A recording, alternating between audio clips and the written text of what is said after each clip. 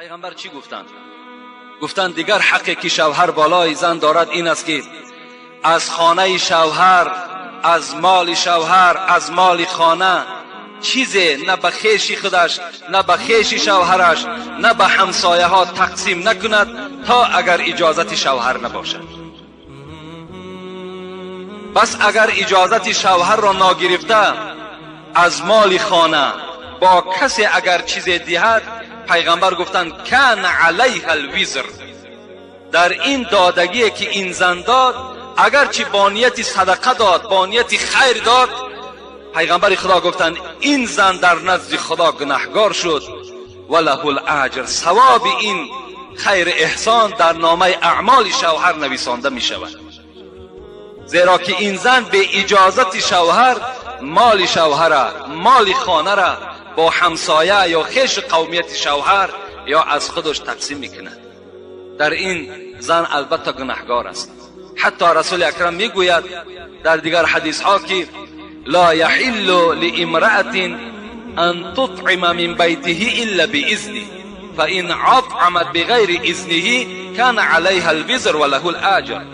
اگر زن در خانه طعام بپزد یا اینکه چندین نفرها را در خاندان شوهر فریاد زند از زنها، لیکن شوهر درک ندارد، در این خیر احسان کردگی زن گناهگار می شود و ثواب اون خیر احسان پیغمبر خدا گفتند در نامه اعمال شوهر نویسانده می شود. یعنی زنها هیچگاه حقوق ندارند حتی سوزن را از خانه به اجازت شوهر با کسی دهند. باید هر کاری که میکنن با اجازت شوهر باشه. پیغمبر خدا چه حدیث های مبارکی گفتند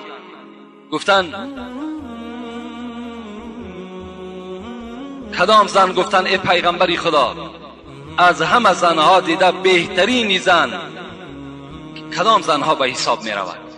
پیغمبر خدا گفتند اذا نظر الیها زوجها سرته و اذا امرها اطاعته و اذا غاب عنه حفظته فی نفسها و ماله. پیغمبر خدا گفتند بهترین زن همان زنی هست که وقتی شوهر اگر به چهره وی نظر کند، چهره وی چنان یک چهره کشاده باشد، یک چهره خندان روی باشد که شوهر از دیدن او خوشنود شود. یعنی در چهره زن وقتی که شوهر نظر میکند خود عبادت است. وقتی شوهر به جانب چهره زن نگاه میکند، زن در این نگاه شوهر الک ثواب میگیرد، با شرطی که اگر چهره زن خندان رو باشد، با یک دهان خنده شوهر اگر پیشواز گیرد. لیکن وقتی که شوهر می آید و این زن با یک قوقها و با یک روی ترش اگر شوهر قبول سازد و در لعنت خدا گرفتار می شود. زیرا سعدی را خدا رحمت کنند میگوید به زندان قاضی گرفتار به اگر در خانه بینی در ابرو گیر. قاضی که خیلی زندانی پر وحشت و پر عذاب است، گفته است همان زندان برای مرد بهتر است وقتی که اگر در چهره زن او ابروهای گره بسته میبینی، وقتی که ابروی وی چهره وی تروش است و شوهر با دیدن او ناخوشنود می شود، ناراحت می شود، از این گونه زن نگاه کردن همون زندان قاضی بهتر است. رسول اکرم گفتند بهترین زن همان زنی که با دیدن او مرد خوشنود می شود.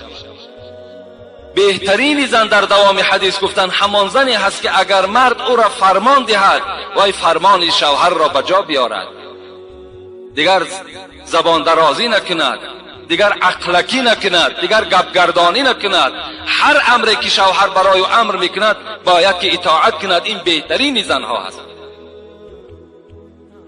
و در دوام پیغمبر خدا گفتند بهترین زنها همان زنهایی هستند که وقتی شوهرهای اونها غایب هستند اونها مال شوهر را محافظت میکنند، با کسی نمیدهند به اجازت شوهر، و نفس خودشان هم محافظت میکنند تا آمدن شوهر.